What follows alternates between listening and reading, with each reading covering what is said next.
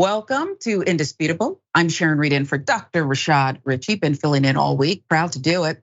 And back with us as the special guest co-host is the mayor of Enfield, North Carolina, Mondale Robinson. I have to visit your great city one day because, well, you're there and it just seems like that would be a happy place, okay? Competent, integrity, all of that, Mayor. So we're very happy to have you. I should mention the Mail Voter Project, close to your heart. Rebel HQ as well. So let's get into it, Mayor, because we're gonna need every bit of your commentary today. We're gonna begin with defendant Trump trying to push back the DC election trial for years.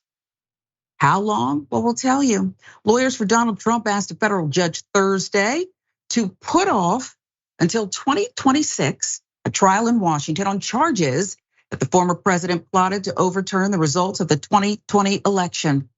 The suggested April 2026 date is a counter proposal to the Justice Department's recommendation last week that the trial should begin January 2nd, 2024. So they are years apart, folks.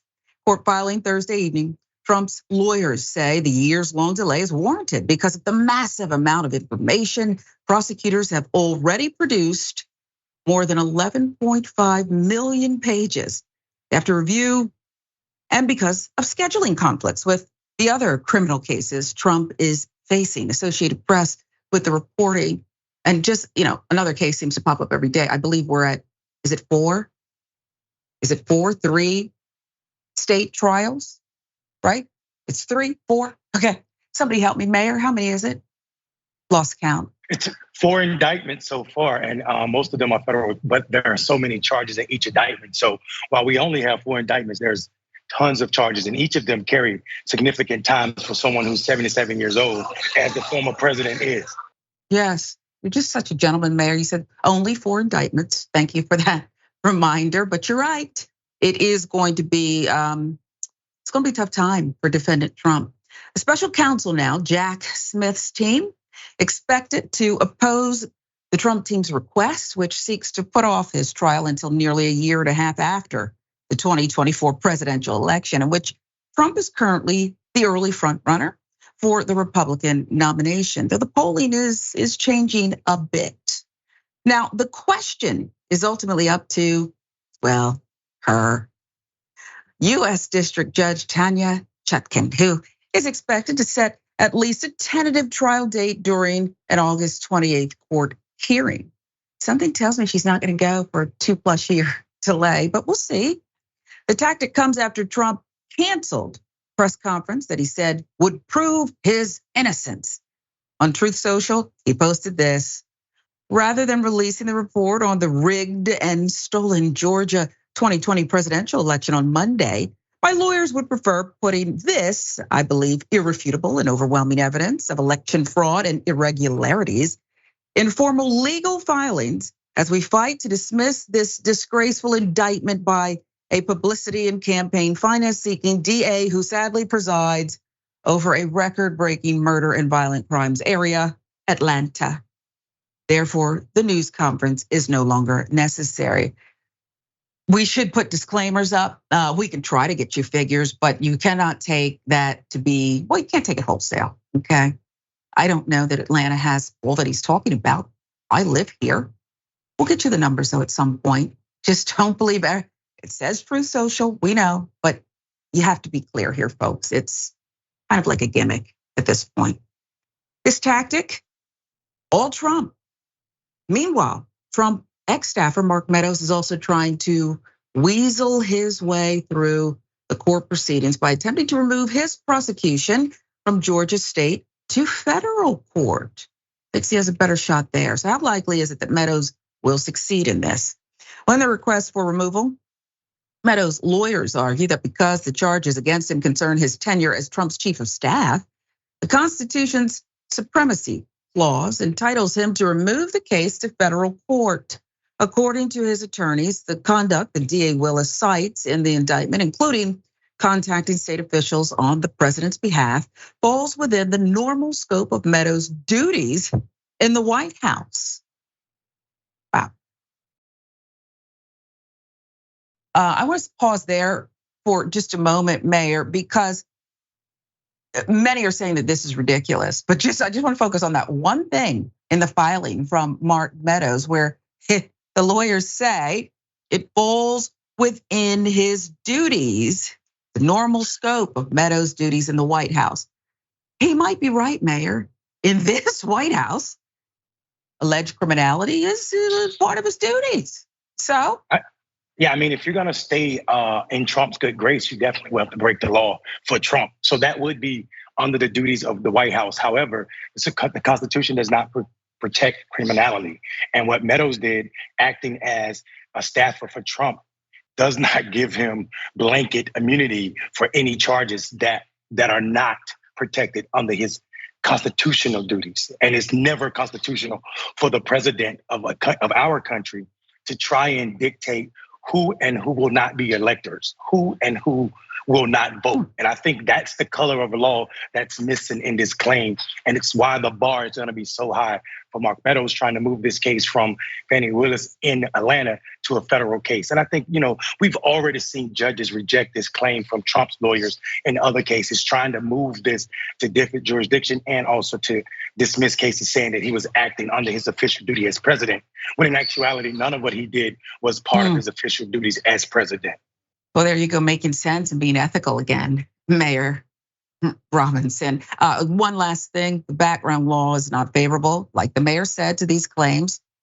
That is because the allegations in the public record suggest that Meadows' conduct, namely his own and his support of Trump's pressuring of election officials in Georgia, was political in nature and not one that was or could ever be undertaken in an official White House chief of staff capacity. I mean, I can hear Richard Nixon, and I don't even want to compare him at this point. Come on back, Dick. But I can hear him now saying, well, if that's the precedent, then hey, can I kind of roll back things? Maybe I wouldn't have resigned. Maybe I wouldn't have had to. This argument, though, and what the pundits, the experts, the legalese are saying that, listen, this has got to do with political tactics and alleged criminality, nothing to do with the law. Judge Chutkan already made it clear that she could care less about anybody's election, anybody's anything, including the government, that if certain things continue, she even said, I'll speed up the trial. So your reaction to these filings seem desperate to me. Yeah, and I think this overreach sometimes plays against your defense when you get to court. People see this fluke, or you trying to trick the government into moving this case. It looks more than desperate. It looks like your case has no legal standing. And I think for me, as someone who loves our democracy, this is a great thing. But for Mark Meadows and the other Trump cronies, they may be in serious trouble. And I think they're starting to see that, especially because they recognize that, guess what? Even if Trump somehow does win the next election, these state charges will stand. And there's no way that a president can expunge or offer clemency for them. So I think this is what's really frightening them at this case. Yeah, and Governor Kemp already tweeted out, I guess it was Tuesday, whenever Trump was on Truth Social, that this election was not stolen here. Okay, so don't look for a pardon from him. And as we said, Georgia, you can't even really do that. But I've heard several pundits suggesting, and I happen to know a lawyer who was contacted by the Trump team, an excellent lawyer, who said, yeah, I'll take your case. Not on this one, it was another one of those 4 indictments. He said, but I need my money up front, okay? And I think we know why. He said, he meant it, and it's gonna be a lot of money. And so I believe Mr. Trump moved on. My friend will perhaps tell me if he didn't. Excellent lawyer. If you're ever in trouble here in Georgia or really anywhere, I'll give you his number, Mayor. But I suspect you'll never need it. You'll never need it. Let's move out to Hawaii, actually. We're getting an update here and see how you sit with this one. Maui official who defended silent sirens has suddenly resigned. Head of the Maui Emergency Management Agency resigned his post on Thursday in the wake of, significant criticism for his agency's response to the Lahaina fire, which has claimed the lives of at least 111 people. Remember, they're still going through the rubble. Deadliest US wildfire in more than a century. Let's give you a reminder of the kind of devastation the fire caused. Residents suffered through this. It is just We're trying, man. Hurry the f horn, Dad. Beat the horn. What the f, dude? Beat the horn. Beat the horn. Yo, what the f? Hurry up. Yo, what the f? What the f? What the f? Oh, God damn it. Let's go. There's fire through there. Go. You need to go, bro. Yeah, go. Come on, baby. Come on, baby. What the f? What is this? Yeah. Let's go. Yo. Damn, it's hot. Yo. Let's go, Dad. We're good. Mother. Off. Quick. Yeah, we're good. Oh my God, dude. It's okay. Let's go. We're almost to the end of the mill. We're almost to the smokestack. Oh, we made it. We're going to line on the road now. Now understand this, folks. They were on their own. And if they made the wrong turn, these residents fleeing, children, grandmothers, parents, if they made the wrong turn, they probably didn't make it. There was only a certain way you could go. No sirens, no nothing. Everything snuck up on them.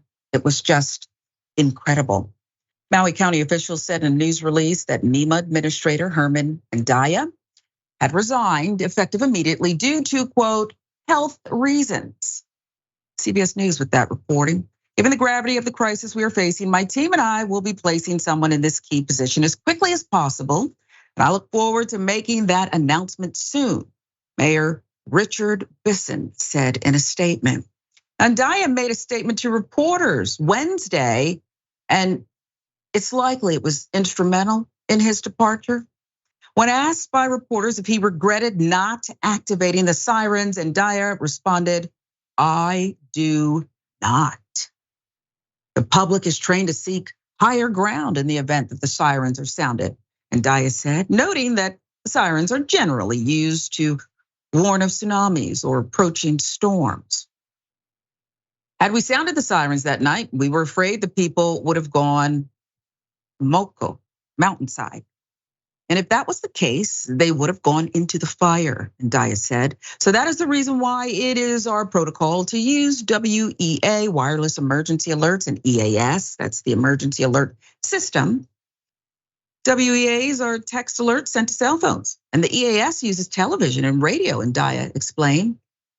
Well, the lack of notification about the wildfire, Hawaii's official government website lists wildfires as one of the hazards the siren alert system can be used for.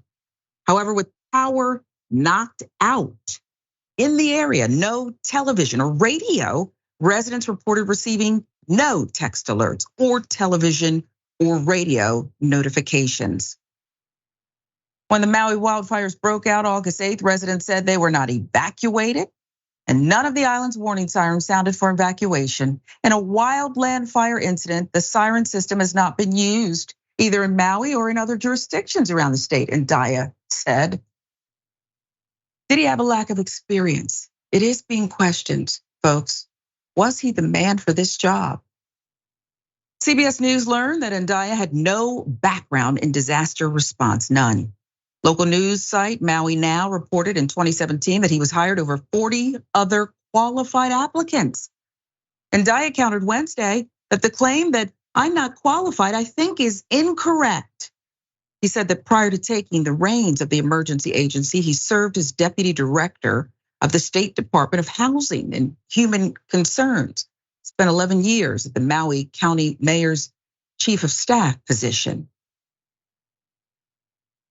His housing experience that he cites is a blow as well.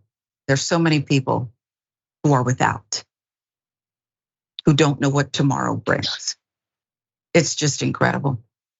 One more, the cause of the wildfires, we have to remind you, remains under investigation.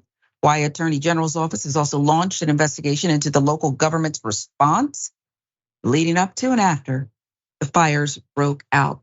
Mayor, I read this And I was disgusted by the statement, the self-preservation. Maybe he's right. It doesn't sound like it, Mayor. I don't know why you wouldn't put all the resources out there for people desperate to save their lives. They're not gonna save their properties, but their lives. Why the self-preservation instead of saying, it's already being looked at, we're gonna look at everything. And if I should have done something different, I mean, it's coming for you anyway. Be a person of integrity, no?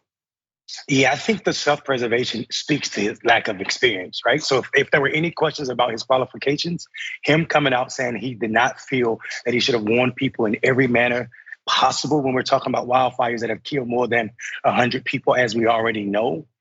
To be so confident in not using a service that your own website, the state website explains that we use these sirens for wildfires. The fact that it's never been used does not negate the fact that you should have used it in this case. When you have people while this island is burning, still sitting at the beach, like if it was really a problem, the city would have used the sirens. So we have to say at that moment, I will not go on TV and stand against this idea that maybe we dropped the ball. So him being that arrogant to have this confidence speaks to exactly why he resigned immediately. And then it also, while it may not be criminal, this is some serious neglect that someone needs to understand that, when their TVs are out, when there's radios not working, the EAA system is not enough to warn people when a fire of this magnitude is happening across the island. And to say that people would have went to the mountains had they heard the sirens is to say that people can't use their eyes, nose, and other senses. But who's gonna drive into a fire as we watch these people driving to get away with it without the help of the government? So we have to understand that the government has a role to take in this what I call a failure, systemic failure. And this person speaks to what's wrong with cronyism. And why I say that is because if you look at his resume, it said 11 years as chief of staff for the mayor. And this position, we know that the mayor appoints someone for and then hire because the mayor is already talking about we're going to put somebody else in that position. So this looks like absolutely someone that was not qualified to do this work. And then on top of that, we need to be questioning the mayor, like, why did he get this position anyway? Over 40 qualified applicants. What made this person with no qualifications right for this position? It's so important. You know the terrain out there. I don't know that we could have predicted the worst wildfire in a century. And all of these deaths, still, the numbers do not add up to the toll here yet. But you do mention the arrogance, Mayor, and I wonder when cronyism, as you said, over 40 other qualified applicants, you're the guy, you just happen to have been the mayor's chief of staff for 11 years. When does what appears to be cronyism turn criminal, okay? And if the mayor put friend, a loyalist, whatever, who didn't have the qualifications for such an important job in place, should he also be thinking about a new line of work? Just the question, I'll give you the last word. Yeah, I think you're right. And I think what happens when we don't look at systemic problems like this, where cronyism can cause lives, then we're doing a disservice to the people that we're elected to serve. As mayor, if I appoint someone into a position, a police chief that's racist, then I should be held accountable for that, right? I tell people all the time, racist police are not the problem when mayors hire them. The problem is the mayor that let that culture exist. So this mayor absolutely should be following this person out the door. He should be resigning as well, because this problem does not start at his level, because a responsible mayor would have said this position can cause life loss. And it did in this case. And it's because of his decision to hire this person. Integrity, personal responsibility, the things that you're known for as the mayor of Enfield, North Carolina. I know you travel a lot. You're coming back home soon. I almost want to dispatch you out there to have a one-on-one with the mayor in Maui, kind of talk him into something, reason with him, but he may not have the internal fortitude, if you will, to handle it.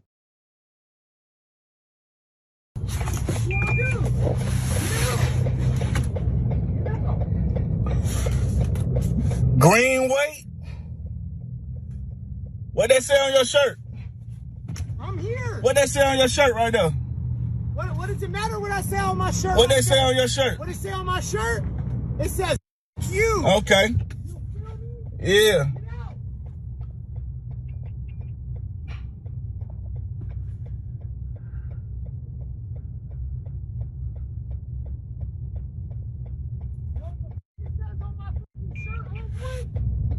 says?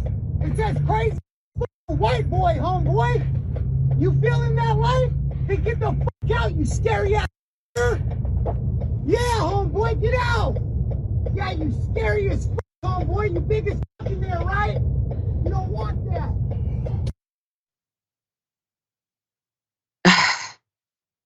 Where do we begin? As he was asking the question, what does it matter what's on my shirt? There was another young lady that was in my head. It matters because you're about to lose your job, okay? That's why it matters. The male Karen hurling a racial slur at a man while on the job, wearing the logo.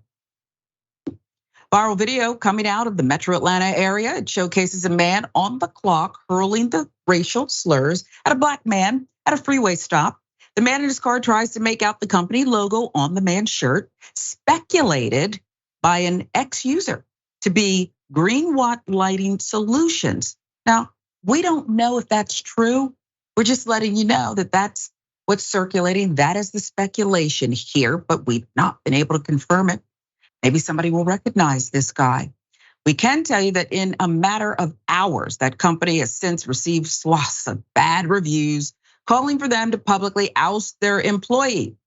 The man has not been named. The company nor the man have made any comments on the incident. Mayor, I'd like to start there. Again, we're not able to confirm the company that was on the shirt. I want to know too. I don't want to do business unless he's out of there. Okay, it doesn't mean he's not going to go somewhere else.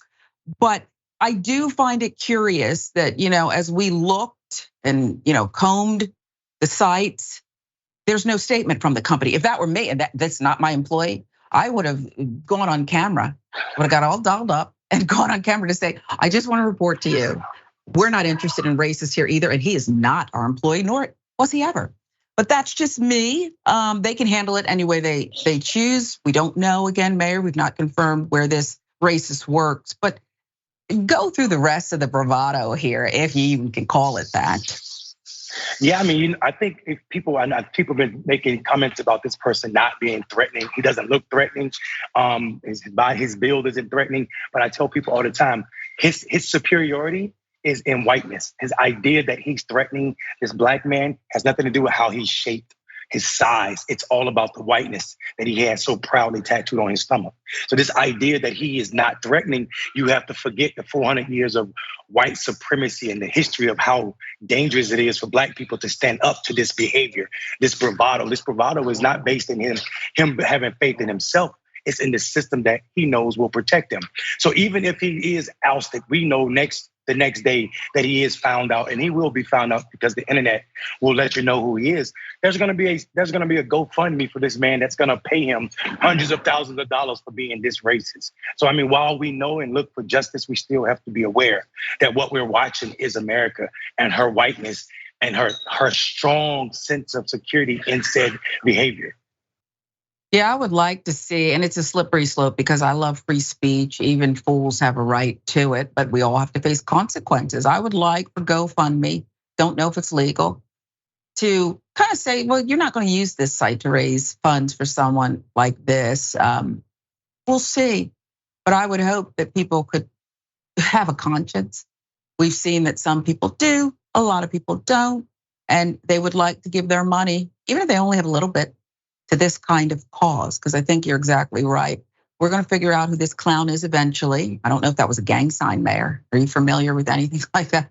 I know you don't have any personal experience, but I don't know if you've seen something or if some gang is spreading or if he was just, I hope he wasn't impersonating a gang member and throwing up a sign that he wasn't allowed to, because that would bring other issues. But I'll give you the last word on this, Mayor. He tried to be very frightening. The black man stayed right in his car, which I support. Doesn't make you a coward, makes you smart. Record. Yeah, I mean, because what happens? You get out the car and fight this white man, police come and then you get killed. So I mean, even in defense of blackness and in defense of yourself, it is not smart, if you're afraid or not, to get out of a car on the highway when white people are involved and you're black, because we know what America will do to you. We've seen it. It is the reason that black men that are between the ages of 18 and 24, the leading cause of death is by police officers, right? So it is not smart to get out the car, not because you're afraid, just because the likelihood that something's going to happen to you is really high in this country. I would go on to say that, here's what's funny. Whether it was gang symbols or not, he insisted and tried to invoke terrorism and fear in a black man. So we have to realize that there's something deeper at issue here. And where does this comfort in taking off your work shirt and presumably a work vehicle and coming back and being as racist as this man is? This is deep-seated, but it's also being empowered by some of our political leaders, one by their silence, and then also by people like Trump, who was loud on it. And we have to acknowledge that. Because he can. Okay, and so why not be bold with it? That's exactly what's going on, and you are exactly right.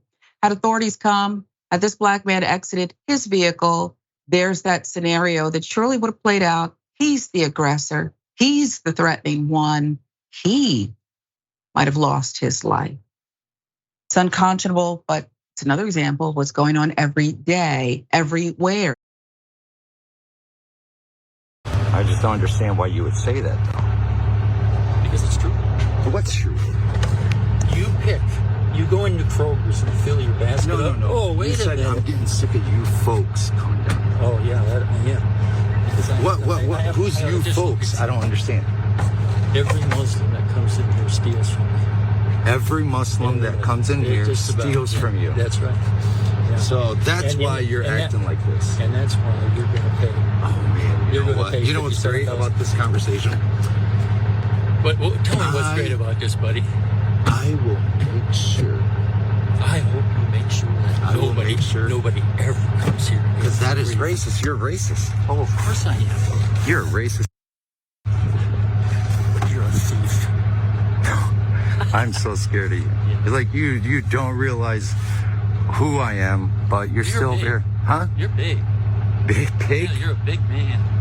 Yeah. Oh, you don't, I'm not threatening, but I'm just telling you, you're threatening me. No, you said, I hope these Muslims don't ever come back here. I don't want That's rude, man. I don't want them here. I'm saying, like, why would I want to spend any money with you when you say that? Well, I don't need you. I don't need you neither. You cost me so much money. I don't need you neither, but you're so rude and racist. Why are you here? Well, I like to help local businesses out. Yeah, well, we don't need you. Oh, I live here. Where do you live? Oh, I live right down the street. I own 30 acres. Where? Don't worry about it. Oh, you do? Okay. Yeah. I own 30 acres. Yeah. So don't sit here and act like that, okay? You're just racist, man. You just take the, it's just bad, man. I'm gonna walk in there and tell everyone right now, don't buy anything from them. Go ahead. Seriously. Yeah. Because that is so racist, man. That's so bad. I can't believe it. Islamophobia, a real bigot, trash behavior, and owning it. Mel Karen cider mill owner caught right there, recorded. This Mel Karen, the name, well, the owner is Steve Elzinga. Let's tell you a little bit more about the encounter. Ann Arbor resident Joe Mahmood, pictured with his wife, recounted on Facebook, "My family and I visited Erie Orchard cider mills, seemingly family-friendly place to enjoy the day. We made purchases totaling around $70 before we inquired about U-Pick peaches. An employee informed the family there wasn't much available, but because his 3 young daughters were keen on experiencing the orchard, the employee said the family could explore without charge if they found anything in the orchard worth taking. Joe shared a screenshot from their Facebook stating if you peek on their social media, they also say they are out of U-Pick peaches. We found a bag full of mostly rotted peaches and apples. Our peaceful family outing took a turn as we were leaving. Elzinga, the owner, confronted us accusingly. He opened my vehicle door, began to rifle through our bags on the floor, and without any provocation, he stated, "You people are always stealing. Shocked and willing to rectify any misunderstanding, I explained the information his staff had given us and that we were more than willing to pay for anything necessary. Why go there? Then to our horror, in front of my young girls, began expressing openly racist sentiments, stating he didn't want Muslims at the orchard. All they do is steal, and that he didn't need us to patronize his business. The irony, good number of the customers present were Muslim. There's more. How long till they get here? Couple hours. The police. Yeah, couple hours. You said you called them. I called them. Well, when are they gonna come? Because I gotta go. I don't know. Okay. So are you holding me hostage here? I'm holding you until you pay your bill. So you're kidnapping me. Sure. I'm basically, that's what you're telling me. You pay the bill, you're gone. She got a $50 bill, she pays the $50 bill. Look. Okay, you're here. There's no way in hell I will give someone any money after when he tells me that he hates all Muslims. Why would I give you any money if you say you hate Muslims? Did I say I hated Muslims? You don't want Muslims here in the business. All I want is Muslims here who are honest. Huh? Honest. Oh, because we're all thieves. No. That's what you said. But this is why I have a problem. Well, look. Don't forget, it was rotten fruit. Rotten fruit from a rotten man, rotten to his core, if you will. He continued to berate me. Facebook posting goes on from the family and tell me that I needed to pay him $58. Mind you, we had a small bag of fruit, which is clearly posted inside as $2.49 a pound for you pick. I would have needed almost 24 pounds of fruit to equal $58. Joe assumed the employee had probably given Joe information he wasn't allowed to. But once Elzinga began his racist tangent, Joe handed over the rotten fruit and told Elzinga he wasn't paying for anything. Definitely not rotten fruit from a racist. Sounds good to me. As the man got super aggressive with his actions and as it became clear he had not called the police, I began to fear for the safety of my family. I told him I was leaving and I began slowly backing out to make sure he wouldn't get hurt. He then began to ram his shoulder into my truck. Keep in mind, this man had his peaches back. The only reason I didn't pay was due to his racist remarks instead of having a professional conversation over a miscommunication with his employee. Thankfully, I was able to get most of the interaction on film for proof. Let's take you to something else. An interview, CBS News, Detroit. Joe said, quote, I did not know what was going to happen. It was 45 minutes of just trying to get my family calm while this man kept saying he was not going to let me leave, Mahmoud said. It was a frightful experience that has him now filing a lawsuit with Dearborn attorney Abdullah Magni. And CBS with the details on this one. Mahmoud says he hopes sharing his story will not only teach Elzinga a lesson, but also show that any racism toward any group of people should not and will not be tolerated. It was a bad situation, and I just thank God everyone is okay, but no family should have to go through that. No one, Mahmoud says. An official lawsuit is expected to be filed in the coming days. In an interview with CBS affiliate WTOL in Toledo, Elzinga apologized and said, the incident does not, this has to be wrong. The incident does not represent him. Mayor, I want you to just go, because I'm thinking of 3 girls watching this happen to their father in front of their mother. Yeah, and I think here's what we do as people of color in this country. We actually pretend that nothing happens because it was not a violent incident. There's harm. The epigenetics of what happened to his kids, it doesn't just wash away. Those kids don't forget that traumatic experience of them being held there against their father's will, against their will, by this man who's sitting spouting out racist comments. I hate all Muslims, or all Muslims that come here still. That is absolutely ridiculous statement, and we know it's without grounds, because look at his actions. You came up and opened their car door. You came up and checked their bags. You already presumed they stole something, and not considering that they had a conversation with one of your employees who gave them permission to go into the groves. And we know that they didn't have 24 pounds of peaches. which means this even dollars of 50, you owe me $50 without a scale, without knowing what was taken, without knowing what was already paid for, and also without considering the conversation they have with your employees, speaks to your hate for people of color. Don't tell me it does not represent you once you get caught on camera, because you said it yourself, all Muslims steal from you. You said it yourself, you don't want him in there. You said it yourself, you don't believe he lives up the street and owns a 30-acre place. So I think this idea of being able to apologize once you've been caught makes no sense, but it also goes back to how far white men can go with their racism in this country without being checked. Yeah, he pursued them, hunted them, threatened. I don't know the legal definition, but it felt like extortion, calling the cops unless you pay me this shakedown money that he didn't even owe. And then that last part, because I believe Joe Mahmoud, the Karen-esque of throwing his shoulders into the truck. Oh, now you're hurt. Is that it? Now you're hurt. He felt he had superiority. Show me your papers type conduct, and it's reprehensible. We're gonna keep following the story, the lawsuit, all of it.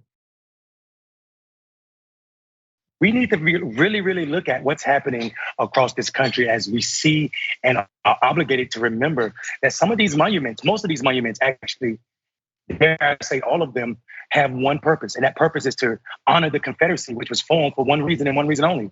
That's to preserve Southern states' right to own Black people. So when we hear that states from Texas to New York are currently passing or working on passing legislation that will protect these monuments, then we're obligated to talk about it and talk about that truth of how harmful both the intent and these actions are. So we see in a recent article, we learned that over the past decade, this article by USA Today review found that legislators in at least 20 states have proposed more than 100 bills that would limit changes to the hundreds of Confederate monuments across the United States. And some of these statutes propose harsh financial penalties or even criminal charges against municipalities that remove these monuments. Others will create complex approval systems that ultimately let state legislators and state leaders decide the fates of these monuments. Now, keep in mind that these Republicans are supposed to be state rights advocates or giving rights to those who are elected in these places to decentralize power, right? But in actuality, they're taking the power away from municipalities like my own and other municipalities that would remove these statues, and saying that even though these statues were supposedly gifts from the Daughters of Confederacy to you all, we see that you don't need to have that power because you are taking or removing these statues that we love and will continue. That USA Today article continues talking about attorneys, researchers, and legal experts say so much and such about these laws that don't affect cities' control over these monuments. They are part of a large attempt to erode the power of blue cities in red states. It happens all across this country in states where Republican-controlled legislators. This was said by Skule, who is represented in North Carolina NAACP and monument case. Like they are passing laws to control the urban centers which are democratically controlled. Here's what I would push back on this statement just a little bit. It's not just democratic cities that are like municipalities that are large and urban. I represent a rural district, and we removed the Confederate monument, and we saw that even a Democratic control, the governor was very light on what he was willing to do as it pertains to us. Sharon, what are your thoughts on this type of protecting of these Confederate monuments? Well, I'm just struck by such widespread collusion that these just, must be protected. In many cases, when you don't even know your history, like, we've had the issue with Stone Mountain here in Georgia for all these years. When did the carvings go up? These aren't protected artifacts, okay, Mayor? These are symbols to push back. These are symbols to say, don't you dare vote. These are symbols to say you're never going to get ahead and we still own you and we can do what we want. We'll change the laws. You get too far out of the pocket, we'll just change the laws. So I'm just struck by how many, this isn't like a rogue thing, how many of these people get together and follow the same playbook, all geared to this kind of Jim Crow racist nonsense. Yeah, I mean, I think you're spot on with that. And I also think that we need to consider the history of these monuments and when they went up. You said that, and that's an important part because most people think these happened right after the Confederate War, but that's not the case. The United Daughters of Confederacy, who are responsible for most of these monuments around the country, were acting in a method to protect white supremacy, to protect antebellum South, and also to honor the Klan. People forget that part. You could not speak negative about the Klan. So, I mean, and this is not something we're talking about out of context, right? I have an intimate interaction with the North Carolina law, particularly as I remove one of these racist statues myself. Let's take a look at this video. Death of the Confederate in this town. We're just tied off right here where I tied that piece at. So in this video, what we saw was we actually saw the end of it, not me actually taking the hammer to this monument which stood in a public park that had on one side a white people only water fountain and also a 10-foot monument honoring Confederates in a town that's 90% Black, the town that I represent. And what happened after we took this monument down, we saw the FBI show up in the town a couple of days later and start to investigate me, not because the town owned the statue, but because I was a threat to white supremacy, the status quo. And we had a police chief that called the State Bureau of Investigation and said, hey, I think the mayor broke the law by taking this statue down. Let alone after this statue was taken down, there were no investigation into the racism that came at me, the death threats that I received. And even while the governor said that they were going to investigate it, that the laws, it didn't really happen. We still have on my desk in the office, in the town office, at my house, on my kitchen table, the threats still sitting in the same place. When we received them, we saw the Klan, the same Klan, the Loyal White Knights that planned what happened in Charlottesville. We saw them come to our community and leaf our yard, telling white people they need to rise up against this uppity. And I don't need to finish the spelling because we know what they said. And I think what happens is in this case, we are reminded that this is not about statues in cemeteries to honor the dead. If we look at what we know about up into the 1880s, these Confederate monuments were placed in cemeteries, of course, but the decades after that war, talking about the Civil War and Reconstruction, they started going up in front of courthouses and public places as a symbol of white supremacy. They actually sending a message about who's in charge, right? It's sort of like a reestablishment of white control. Ultimately, what they want is not only for Black men not to vote. This is the history of these statues, right? Not only for Black men not to vote, but any sort of Black elected official to be involved in government. And this was a statement by Karen Cox on WRL. And we know that to be true. Like, these statues had everything to do with the alienated of Black individuality, Black power. And it was all about white control of the Black body. And I think we don't talk about that enough in that context when we're talking about these monuments and the epigenetics of the harm that are associated with Black people being obligated to go to a public park and see a statue that says, we are honoring the people that believe that you were supposed to be owned by another set of people. What say you, Sharon? Legal lynching. I'm very disturbed by what you are relating, your own personal experience, the death threats, the chief calling in the Bureau to investigate you. It sounds way too close. And not that long ago, that legal lynching, God forbid, Mayor, would have been complete. It would have been complete.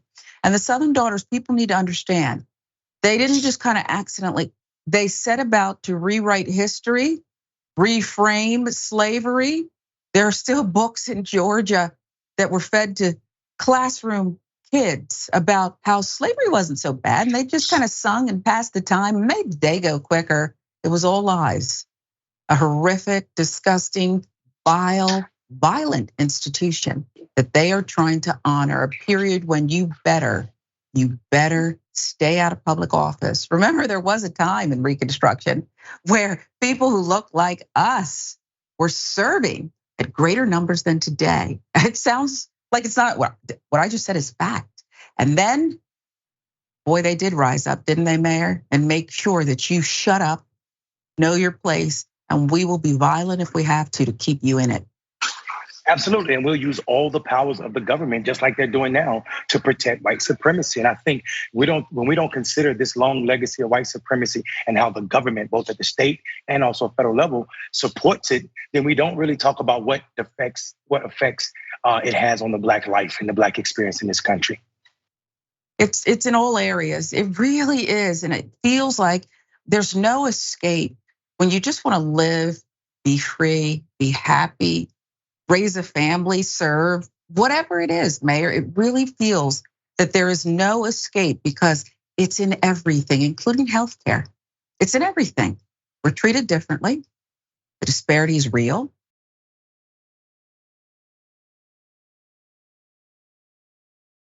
We have an update for you on medical experts who call out the negligence of a doctor. Doctors have now weighed in on the tragic story of Jessica Ross and Trevion Isaiah Taylor Sr. Young Georgia couple filed a lawsuit last week alleging their child was decapitated during delivery by a doctor who used too much force during traction. Have you ever heard of something like this? Just let that sit with you. Have you heard of something like this? All I can tell you is what came to mind was how Black young women were operated on without anesthesia, and that gave us modern day medicine and techniques today, gynecology. No anesthesia. Too much force, so much so that the child was decapitated. There's more. As we covered last Friday, the couple is now suing the Southern Regional Medical Center in Riverdale and the obstetrician, Dr. Tracy St. Julian, who is not employed by the hospital after she allegedly applied ridiculously excessive force trying to deliver the baby with shoulder dystocia, okay? And I know that she's a Black woman. I also know that this institution that we're dealing with and the disparity in healthcare and everything else is just that. It is why we often see Black officers on certain scenes not protest or even engage in vile activity. It's why. St. Julian's alleged tremendously excessive tension traction on the head and neck of Ross's baby named Trevion Isaiah Jr. resulted in multiple skull and facial bone fractures and hemorrhaging on his neck and brain around his spinal cord, according to the suit. While Premier Women's OBGYN St. Julian's practice did not immediately reply to requests for comment, Southern Regional Medical Center said in a statement that it denies the allegations of wrongdoing and that this unfortunate infant death occurred in utero prior to the delivery and decapitation. Hospital also said it voluntarily reported the death to the Clayton County Medical Examiner's Office and is cooperating with all investigations. The lawsuit says the couple was discouraged from getting an autopsy. The baby was already dead, nothing to see here in utero. You have got to be kidding me. You have got to be kidding me. How dumb do you think we are? How little feeling and love for our children do you think we have? Nothing to see here, no autopsy needed. You shouldn't get one. Well, there is more. We'll give you this recap. According to the lawsuit, Ross's water broke around 10 a.m., July 9th. She arrived at the hospital 10 minutes later. By 8:40 p.m., Ross was fully dilated and was instructed to push. However, the baby did not properly descend. Lawsuit says, most likely because of shoulder dystocia, which occurs when a baby's shoulder gets stuck behind the mother's pubic bone. NBC News with that reporting. Shoulder dystocia occurs in roughly 3% of vaginal deliveries. Typically happens to women who have reached full term, said Dr. Kiara King, an OBGYN in Illinois, who is not involved in the case. You see the illustration there. Risk factors for shoulder dystocia include the mothers having diabetes or being short in stature. Ross, 20, had been diagnosed with type 2 diabetes in July 2022. Pregnancy was considered high risk, the suit says. Another risk factor for shoulder dystocia would be whether the baby weighs more than 8 pounds, 13 ounces. According to the lawsuit, Ross's baby weighed 7 pounds, 6 ounces upon delivery. While doctors are able to point out possible risk factors, shoulder dystocia is not something that we can fully predict, Dr. King said. King mentioned that in her deliveries, risk factors like diabetes and a larger baby would typically prompt her to offer a couple a primary C-section with a goal of ideally preventing a shoulder dystocia, as per guidelines set out by the American College of Obstetrician Gynecologists. Dr. Joya Creer-Perry, OBGYN and founder of the National Birth Equity Collaborative, said that even in the moment, the doctor, the nurses, and other staff members should have agreed that the patient was deserving of a C-section. They could have changed course here, folks. You have to be agile and know what's going on and react accordingly, adapt a different strategy here to deliver a safe, healthy baby and keep the mother alive. No pivot. Creer-Perry said she has used instruments like forceps and vacuums to help patients with the pushing, but that if they prove unsuccessful, C-sections are ordered. Dr. Creer-Perry was not involved in the case either. Dr. Roderick Edmond, one of the couple's attorneys, said nurses and other healthcare providers should have had protocols to deal with the problem. Ross and Taylor, 21, asked for a cesarean section while the baby was viable, Edmond said. Instead, Ross pushed for 3 hours without delivering her baby, the suit says. And St. Julian tried to deliver it vaginally using different methods, one of which included applying traction to the baby's head. According to the lawsuit, fetal monitors showed an abnormal fetal heartbeat starting at 9:26 p.m. The heart rate continued to decrease until 10:36 p.m. There was no sign of a fetal heartbeat on the monitoring strips by the time St. Julian performed an emergency C-section at 11:49 p.m. More than in 2 hours after that heartbeat started to become abnormal. Baby's body was delivered at 12:11 a.m. 2020, the infant mortality rate during delivery in the US, 5.4 deaths for every 1,000 live births, according to the Centers for Disease Control and Prevention. Additional data shows the rate was highest amongst Black babies, 10.6 deaths per 1,000, nearly double. While the way Ross's baby died is incredibly rare, can happen. They don't typically, King said. Family is seeking an undisclosed amount in damages for the baby's life, along with Ross's physical, mental, emotional pain and suffering, according to the suit. Since the incident, Edmond said the couple been in bad shape and are attending counseling because they have been psychologically traumatized. Millicent Rose, a trauma specialist, professor of clinical psychology at Pepperdine University, said, with medical trauma, we're really mindful that one of the things that can compound onto symptoms is when we know that it could have been preventable. It occurs due to negligence or at the hands of another person. Holding a child after birth is a rite of passage for any mother, fathers too. Robbing mothers of that opportunity after loss can cause prolonged grief. Central nervous system interaction between mother and child is necessary for the mother's healing, regardless of whether the child survived birth, she added. The couple said in the lawsuit they were unable to hold their baby. The hospital did not address why in its statement. This is so sad. It's pathetic, but it's emotional. I'm a mother. This scenario where the heartbeat was going down, I could not deliver. I needed a C-section, and I had a great doctor who cared, Dr. Svets, who after a certain point I wanted a vaginal delivery. That's what I wanted. She said, Sharon, we gotta get this beautiful baby out. It's gonna be fine. Let's go now. A doctor doing what she was supposed to do. She had a team standing by in that emergency room to tackle any problem my daughter had.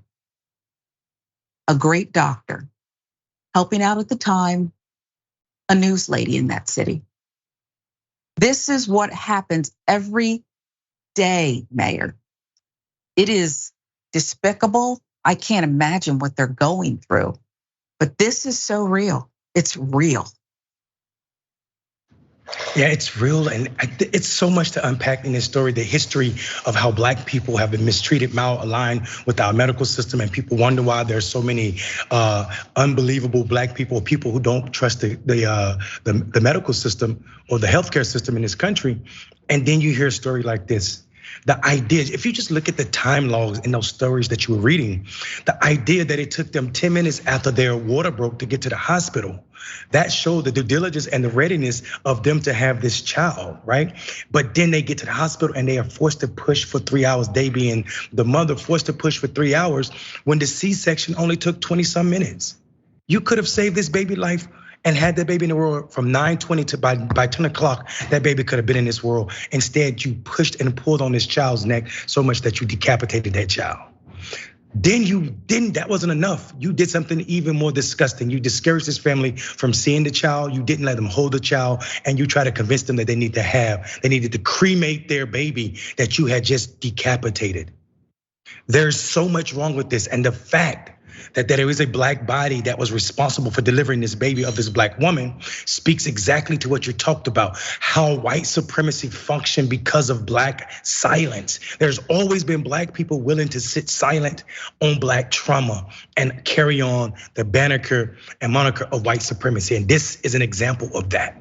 And it is sad that this young couple lost their child in this manner when they did everything side by side. They did everything they were supposed to do to deliver this child. And we see the negligence of this hospital, this doctor, and everybody in that room that allowed that child's heartbeat to slowly dissipate to the point that there was no life left. For over an hour, you watched that happen, and you decided to do a C-section after. You were losing the baby, not all at once. It feels like, Mayor, they didn't matter. They were pleading, these 21-year-olds. Can we have a C-section, please? Why are you, I need to know the other circumstances here, because not just the Black body, the doctor. Who else was in the room? Did someone not want to go to the ER with someone at dinner? What's the reason here? If we've done stories that C-sections happen too often and they should be discouraged planning around and doing that kind of thing, this wasn't that case. I am heartbroken. It's not just a child gone, the method, the manner, the suffering. It's horrific. The parents left behind who need counseling. It's just horrific, Mayor. I'll give you the last word. No, I mean, you're right. It's horrific. I'm at a loss of words. And I think, this story, I think you did a great job explaining what it means. I can't give birth to a child, and there's no need for me to mansplain the pain. It's just the human nature of how disgusting this story is that bothers me. Junior, the father's hurting too. We'll keep following the story, the family's lawsuit.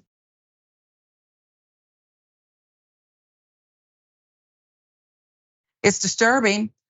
An ex-cop now charged with tipping off her gangbanger boyfriend. Details here are pretty tough.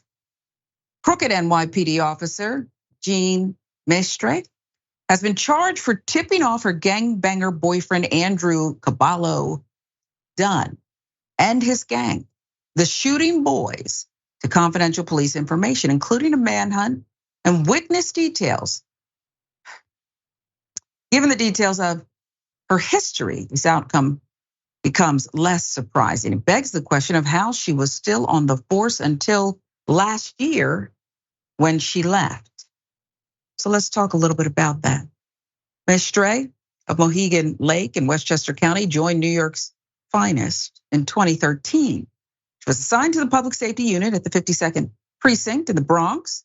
According to public records, she had a checkered career on the job, nearly 36 complaints, most for alleged abuse of authority filed against her. 5 of them sustained. The New York Post with the outline of her history.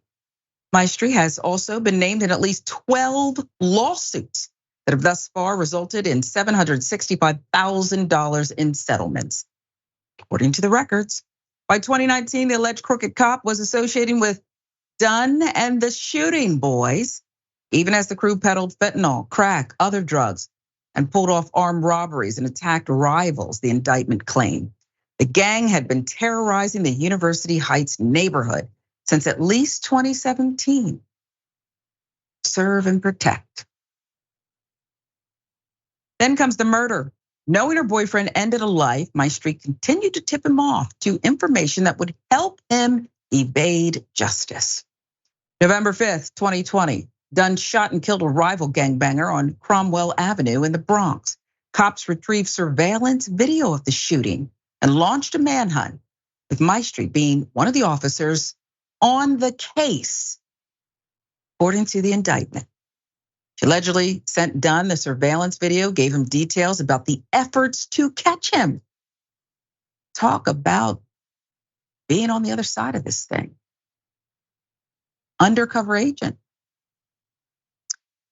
Nina Maestri shamelessly exploited her position of public trust to assist gang members in her own NYPD precinct that were terrorizing the Bronx by committing robbery, murders, drug trafficking, and other acts of violence. That's from the US Attorney Damian Williams. She is charged with racketeering, conspiracy to obstruct justice, conspiracy to obstruct an official proceeding, an accessory after the fact to murder in aid of racketeering. Top charge carries a maximum federal prison sentence of 30 years. Long before she allegedly took on a gang violent boyfriend, Mayor, she had all these other complaints. The public said, hey, this is happening. And you know how difficult it is for police, an entity, to be held accountable for this conduct. 5 of them, sustained $750,000 in payments. She was part of that, Mayor. Who's to blame other than this crooked cop?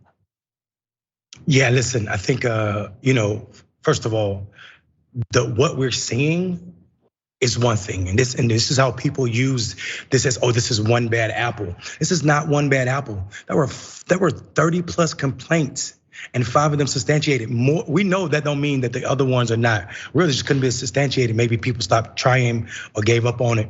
And who else knows what happens and how that happens when you're dating a gang member and what he said to them and your willingness to share information with them.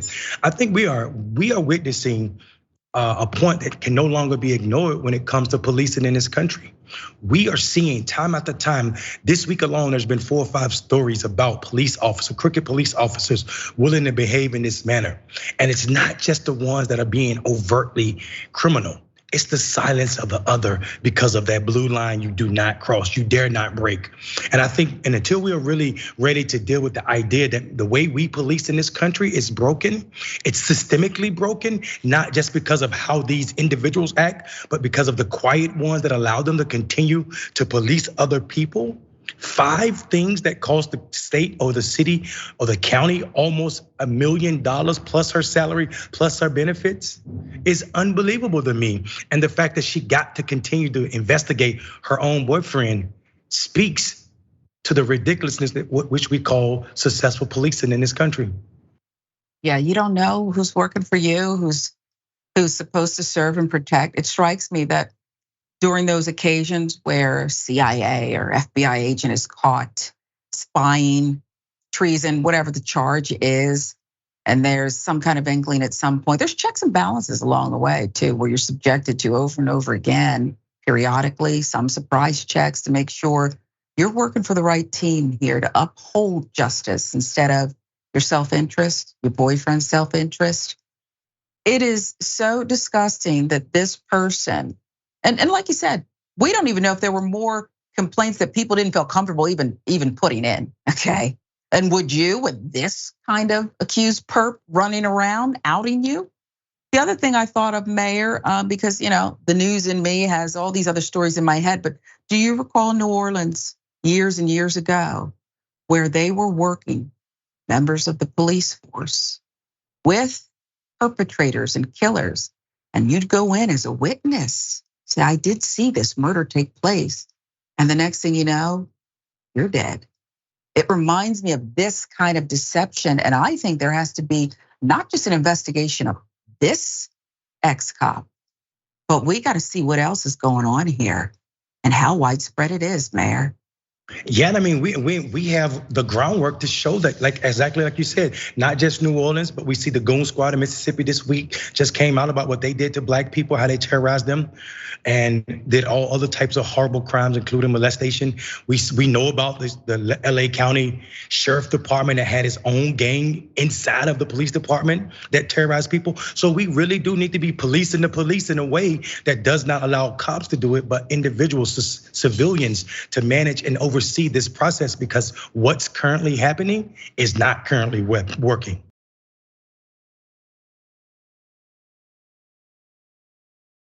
The FBI has arrested California cops involved in racist text. That's just the start of this thing. Federal prosecutors charged 10 former Antioch and Pittsburgh police officers Thursday with crimes ranging from fraud to excessive force to a conspiracy to distribute anabolic steroids. Culmination of a sprawling 2-year investigation that required more than 100 FBI personnel to execute search warrants in multiple states. FBI rounded up and arrested most of the officers early Thursday morning in a series of raids across the Bay Area and as far away as Hawaii and Texas.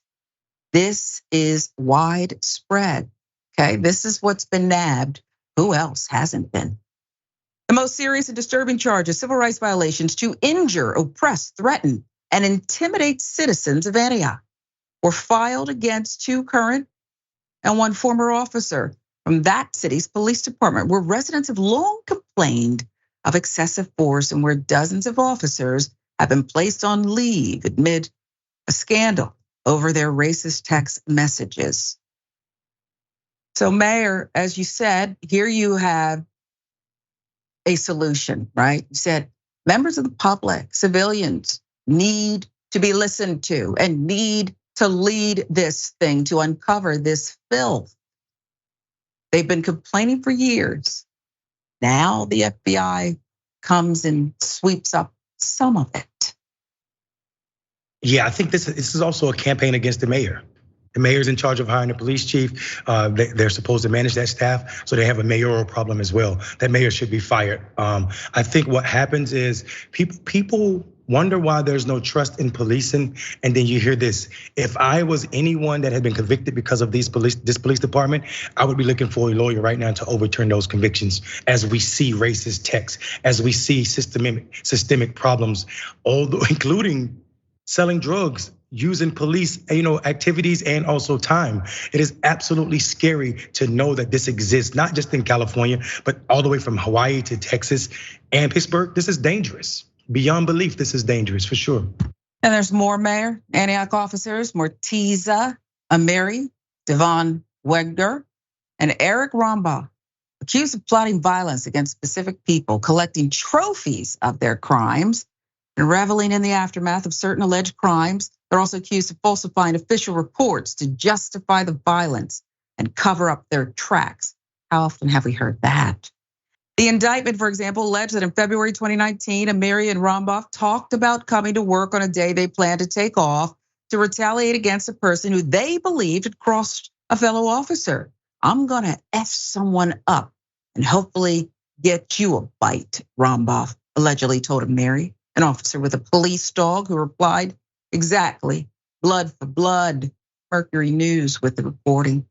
Prosecutors say between March 2019 and November 2021, Amiri's dog bit 28 people, and Rombaugh deployed a 40mm less lethal launcher at 11 subjects from November 2020 through August 2021. The records show that of the 28 bite victims, 19 were Black residents, 68%. Via text, the indictment says the trio egged each other on to use violence and swap photos of people they had injured. In one text, Wenger wrote, "But we need to get into something tonight, bro. Let's go. 3 nights in a row, dog bite." Later that night, August 2020, Amiri and Wenger pulled someone out of a car and took them to the ground. Mary later texted Wenger pictures of that injured person. Sounds like they sound like serial, serial nature, criminal activity here. When there's a serial nature so often, perps want to collect something that gives them that high, that joy of what they did to their victims. That's what it sounds like. It sounds like that. There's more. Wenger also, with former Antioch officer Danielle Harris, was also charged with possession of and conspiracy to distribute anabolic steroids. Former Antioch officer Timothy Manley Williams charged with obstruction for allegedly interfering with an ongoing homicide and attempted murder investigation, targeting an Oakland-based gang believed to be responsible for several shootings. And Amiri, along with former Antioch community service officer Samantha Peterson and former Pittsburgh officers Patrick Burhan and Brawley Rodriguez Palapa, Ernesto Juan Meja Orozco, and Amanda Theodosi Nash were charged with conspiracy to commit wire fraud for training course cheating. They're accused of having someone else take the courses that qualified them for pay raises. Forget only the best people. It sounds like they're literally scraping the bottom and they are in charge of hunting you. Amiri, Romboff, Burham, Peterson, Rodriguez, Jalapa, and Meja Orozco all pleaded not guilty. Prosecutors agreed to release each of the men on $100,000 property bonds, provided they agree not to contact alleged victims, co-defendants, or witnesses, to relinquish their weapons, to surrender their passports, and to agree to travel restrictions. Peterson was released without having to put up property. The most insane portion beyond the conduct of the story, Mayor, is the last. Those details from the Mercury News. Just don't contact it. They were sitting up here conspiring to harm people, colluding in their violent behavior, falsifying police reports to make it look like it was all justified. Why on earth would there be bond for these men and women who are supposed to uphold the law in uniform? Make it make sense. I mean, we're talking about California, a place where property value is through the roof. So $100,000 is, it's not even a house, it's a shed. So they basically asked them to put up the equivalent of their shed to get out. No money necessary, right? And I think this idea that these people would not be talking to each other when we already seen what their history is of colluding, it's ridiculous. It seemed to me that the justice system just told them, go home and get your story together so you can ensure that you will not be prosecuted to the fullest extent of the law. But we are obligated. When you said to hunt you, it triggered something in me. And I hate to be the constant historian who always want to talk about the beginnings or the origin stories, but I think we are obligated to remember the origin story of police officers. The first of police departments in this country started in North Carolina in the 1790s as slave catchers, right? These were slave catchers that became police departments. And until we acknowledge that there's not really been any changing. If we look at how they kill, who the dogs bite, of who they are hunting, then we still see the racist nature that was once at the beginning and now still at the source and core of what policing mean in this country. That's why some are advocating, you have to bury this one for good and birth something different that doesn't have its origins in slave catching, okay? And as you pointed out, the conduct still appears to be, in too many instances, the same. I just enjoy the wisdom you impart always. You're just so knowledgeable and graceful and humble in your approach, a dedicated servant. We honor you. Tell people where they can find you, Mayor. Physically, you can't find me. I'm always moving. But you can follow me on Facebook, Instagram, Twitter, all of social media at Mondale Robinson. Well, we're gonna see you again, I believe on Monday. So we look forward to that, Mayor. Thank you always. I'm Sharon Reed filling in for Dr. Rashad Ritchie. This is Indisputable. We'll see you next time.